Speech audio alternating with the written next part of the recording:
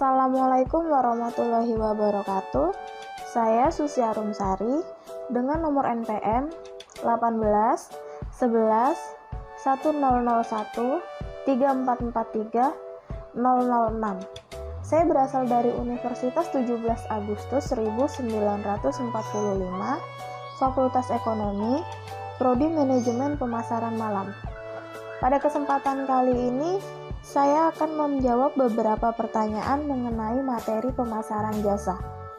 Pertanyaan yang pertama, jelaskan karakteristik jasa. Karakteristik jasa itu terbagi menjadi 4 bagian. Yang pertama, tidak berwujud atau intangibility. Jasa tidak dapat dilihat, diraba, dirasa, didengar, dicium, atau menggunakan indera lainnya sebelum jasa itu dibeli. Hal inilah yang membedakan jasa dengan hasil produksi atau produk perusahaan.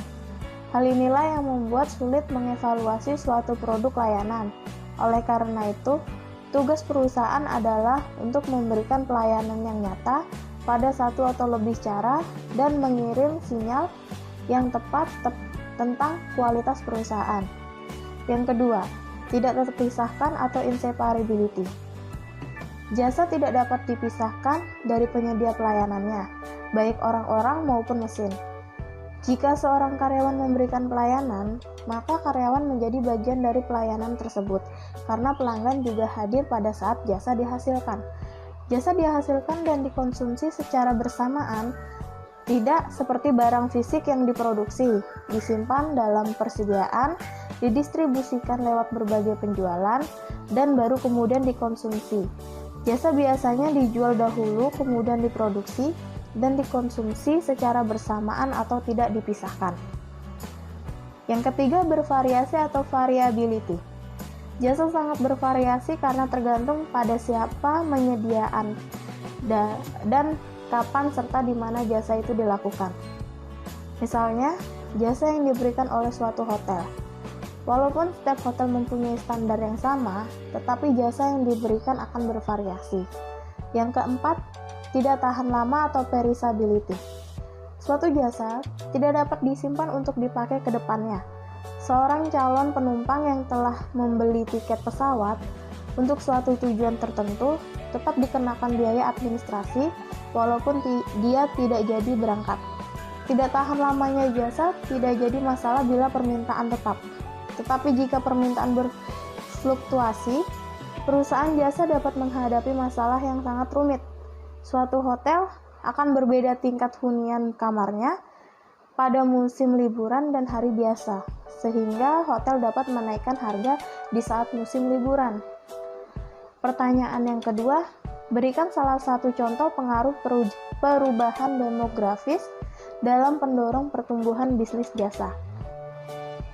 Demografis itu dia juga dapat dikatakan sebagai pengelompokan konsumen berdasarkan usia, jenis kelamin, pendidikan, pekerjaan, pendapatan, dan agama. Salah satu contohnya itu kita dapat melihat dari semakin meningkatnya tingkat harapan hidup, yang pada akhirnya menghasilkan peningkatan jumlah populasi usia lanjut atau pensiunan. Makin meningkatnya populasi pensiunan, maka dapat mendorong permintaan jasa yang dapat menghabiskan waktu, seperti jasa travel. Yang ketiga, apa yang dimaksud dengan referral market menurut para ahli? Ada 3 ahli yang mengemukakan mengenai referral marketing. Yang pertama dikutip oleh Sofiti, referral marketing adalah strategi promosi yang mendorong pelanggan untuk mengajak pelanggan baru. Maksudnya, biasanya berupa ajakan membeli, ajakan membuat akun, hingga membagikan konten. Yang kedua, berdasarkan penelitian Nielsen, 92% pelanggan mempercayai rekomendasi dari orang-orang yang mereka kenal. Selain itu, peluang seseorang membeli barang 4 kali lebih besar jika direkomendasikan oleh kenalannya. Hal ini terjadi karena kebanyakan orang lebih percaya pada kenalan mereka daripada apa yang dikatakan brand tersebut. Maka, opini pelanggan menjadi salah satu hal yang amat krusial dalam referral marketing. Yang ketiga, Oberlo. Oberlo mengatakan bahwa referral marketing win-win solution bagi perusahaan, pelanggan, dan calon pelanggan. Di satu sisi, perusahaan mendapat hasil marketing secara gratis dari pelanggan yang merekomendasikan brand mereka. Pertanyaan yang keempat, sebutkan 4 cara menentukan posisi jasa. Yang pertama itu segmentasi pasar. Penentuan waktu pada dasarnya, dan yang paling penting adalah permainan angka yang beranjak dari konsumsi massal. Misalnya, mobil Mercedes atau Rolls-Royce yang membawa citra untuk mutu dan kemewahan pada spektrum pasar yang satu, dan mobil Daihatsu pada ujung spektrum yang lain. Yang kedua, menimbang fakta. Seorang wiraniaga yang baik dapat mengambil fakta tentang suatu produk, dan dengan memberi tekanan pada beberapa fakta serta menghilangkan yang lain, dia dapat menciptakan kesan yang berbeda. Itulah kewiraniagaan, menentukan posisi berbagai fakta untuk memperoleh tanggapan yang diinginkan. Yang ketiga, pantulan cermin. Pantulan cermin ini adalah jenis penentuan waktu yang paling canggih, dan kemungkinan gagalnya sama besar dengan kemungkinan keberhasilan penentuannya. Penentuan ini posisi tidaklah berarti membantah atau meremehkan fakta-fakta, namun memantulkannya sedemikian rupa sehingga menciptakan persepsi yang diinginkan. Hal ini dilakukan mulai dari persepsi dan bekerja dengan mundur. Yang keempat, penentuan citra. Jenis penentuan ini adalah bersangkutan dengan melebihkan nilai fakta, yakni mengaitkan produk atau jasa dengan nilai-nilai positif yang diinginkan, yang sedikit atau tidak ada hubungannya dengan produk itu sendiri. Inilah pendekatan yang seringkali digunakan oleh perusahaan blue chips. Pertanyaan yang kelima, sebutkan karakteristik jasa menurut ahli Ciptono. Ada 4 karakteristik jasa menurut Ciptono. Yang pertama, intability. Sifat jasa berbeda dengan sifat barang, di mana sifat jasa adalah intangible, yang berarti tidak bisa dilihat, dirasa, diraba, dicium, atau didengar sebelum dibeli. Konsep intangible ini sendiri memiliki 2 pengertian, yaitu yang pertama, suatu hal yang tidak bisa disentuh atau juga tidak bisa dirasa. Yang kedua, hal yang tidak mudah untuk didefinisikan, diformulasikan, atau difahami sesuai atau secara rohaniah. Yang kedua, inseparability. Karakter jasa tidak memiliki persediaan atau penyiapan dari produk yang telah dihasilkan. Karakteristik ini dapat disebut juga inseparability atau tidak bisa untuk dipisahkan. Mengingat pada umumnya jasa dapat dihasilkan dan dikonsumsi secara bersamaan.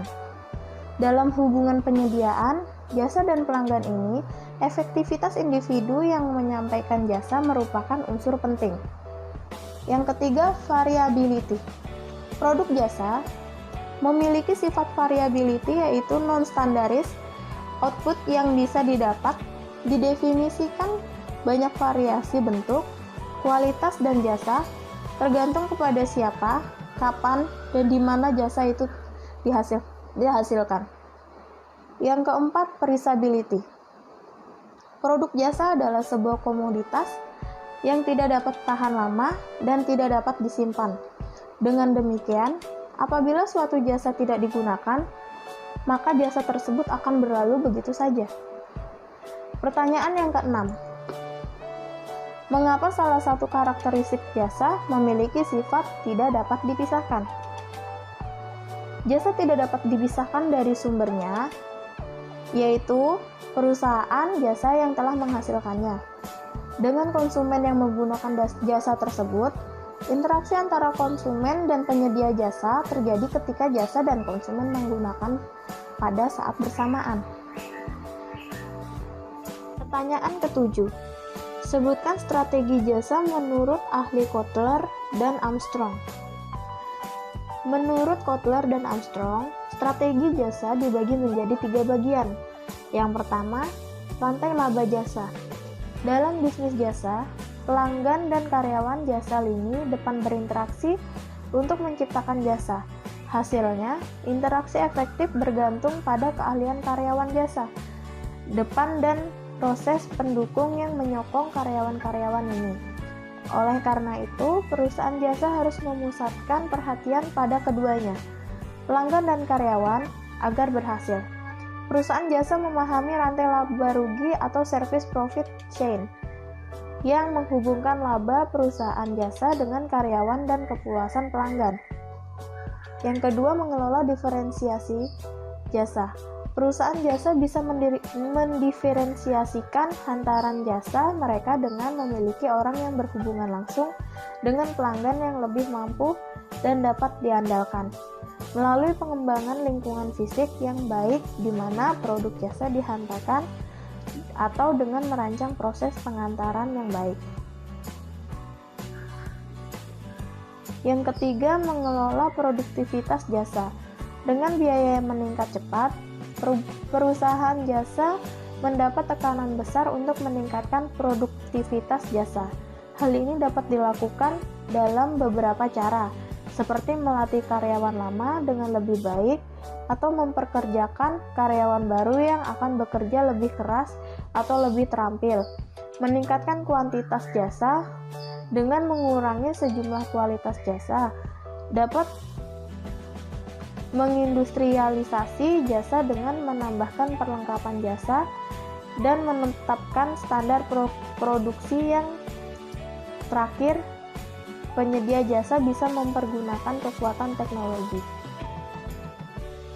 Pertanyaan nomor 8, bagaimana cara berkomunikasi dengan konsumen dalam menawarkan produk jasa? Dalam menawarkan jasa, kepada konsumen yang terpenting dan utama adalah menyampaikan informasi tentang jasa yang kita tawarkan dalam bahasa yang mudah dipahami oleh konsumen, serta selalu mendengarkan saran dan keluhan pelanggan, termasuk penjelasan mengenai jasa yang ditawarkan.